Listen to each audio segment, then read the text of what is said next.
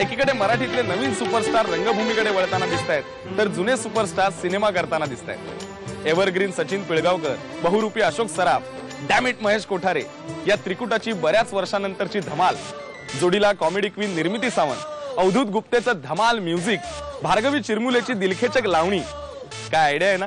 हे सगळं तुम्हाला एकाच चित्रपटात पाहायला मिळणार आहे। चित्रपटाचं नाव आहे आयडियाची कल्पना। आयडियाची कल्पना, आयडियाची कल्पना, आयडियाची कल्पना, आयडियाची कल्पना, आयडियाची कल्पना, आयडियाची कल्पना। बेल दाबली की नर्स येते रे। अरे मग येऊ दे ना, मी आलोच। तू कुठे निघालास? तुझ्यासाठी नर्स येईल रे, माझं मलाच बघावं लागतं।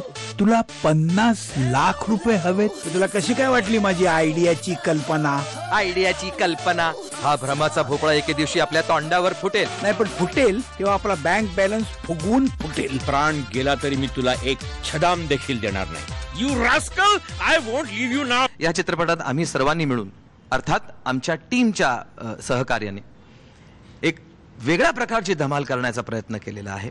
एक वेगळ्या प्रकारची फाईट करण्याचा प्रयत्न केलेला आहे, एका वेगळ्या प्रकारचा डान्स एकत्र करण्याचा प्रयत्न केलेला आहे, एका वेगळ्या प्रकारची कॉमेडी एकत्र करण्याचा प्रयत्न केलेला आहे। आणि इन शॉर्ट,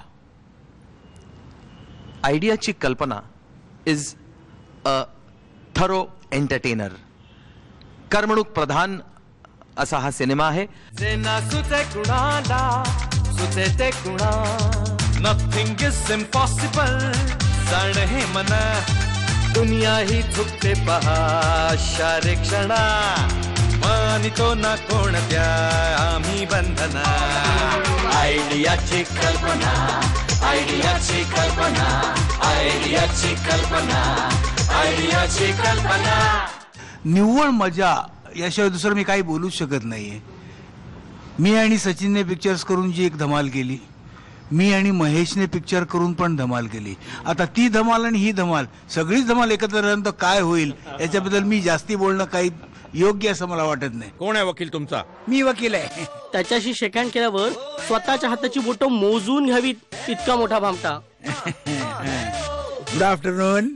80 रुपये मागच्या सिग्नलला तुला हवालदारने PUC साठी अडवला, त्याला पटवून मी तुला सोडवला, त्याची माझी फी झाली 150 रुपये।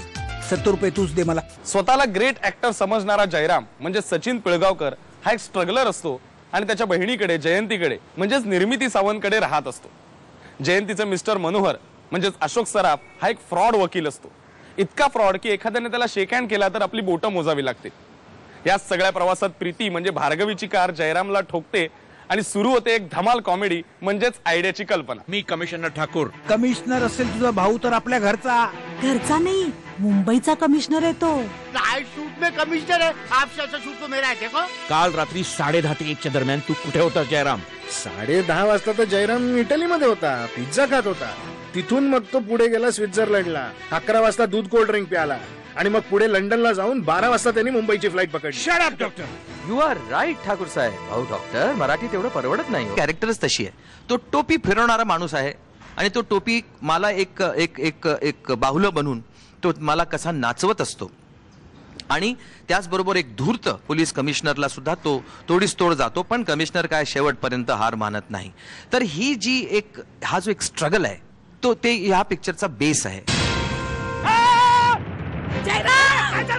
तुला पहिल्यापासून नट बनायचं होतं की नाही? पण तू नाही बनलास, कारण मी कलकत्त्याला नाही गेलो। हे कलकत्ता कुठून काढतोस मध्येच? बच्चन नाही का इलाहाबादून आधी कलकत्त्याला गेला आणि मग स्टार बनला।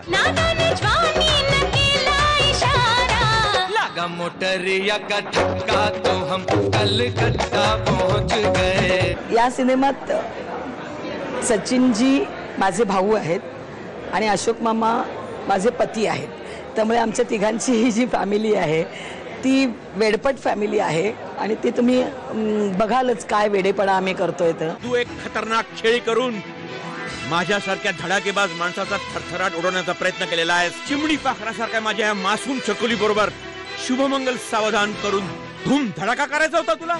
या हात मुझे दे दे ठाकूर। खबरदार, ते दणादण खोटं बोलणाऱ्यांकडून मी हार मानणार नाही। पछाडलेलो आहे मी आता। मला असं वाटतं सचिननी माझ्याकडून एक चांगला ऍक्टर बाहेर काढला आणि आमची तिघांची केमिस्ट्री इतकी वंडरफुल जमली या चित्रपटामध्ये. अरे श्रीराम चल माझ्या नाही मी नाही येणार नाही. तर मला वाटतं ही तुम्हाला निश्चित आवडेल, सगळ्यांना चांगलं वाटेल याबद्दल काय मला प्रश्नच येत नाही. तुझ्याकडे केसच नाहीये. आता तुमच्या सुपीक डोक्यातून एखादी आयडियाची कल्पना काढाच. माझ्याकडे एक सुपर हिट आयडियाची कल्पना आहे. बसंती के नाम से दिल धड़क जाता है रसगुल्ला घुमाए के. तुझं प्रेम खोटं आहे. माझ्या प्रेमाला खोटं म्हणू नका. नुसतं खोटं नाही, तुझं प्रेम भंपक आहे. ठाकूर साहेब अंग थर थरलं ग नजरेनं बाई, पाहुणं तुमची नजर साधी नाही. असं इथं तिथं बघणं बरं हाय का? अहो बघल कोणीतरी, अहो बघल कोणीतरी, पाहुणं बघल कोणीतरी, आम्ही नाही जा. नवीन जुन्या अनुभवी कलावंतांच्या कल्पनांनी नवीन वर्षाची सुरुवात होणं हे खरंच अभिनंदनीय आहे. पण या सगळ्या प्रयत्नांना साथ हवी आहे ती तुम्हा मायबाप प्रेक्षकांची. या नवीन वर्षात मराठी नाटक, मराठी सिनेमा प्रेक्षकांनी हाऊसफुल होईल अशी आशा करूया आणि इथेच निरोप घेऊया. आता आपण भेटूया हाऊसफुलच्या पुढच्या भागात काही नवीन घडामोडींसकट. तोपर्यंत बाय बाय.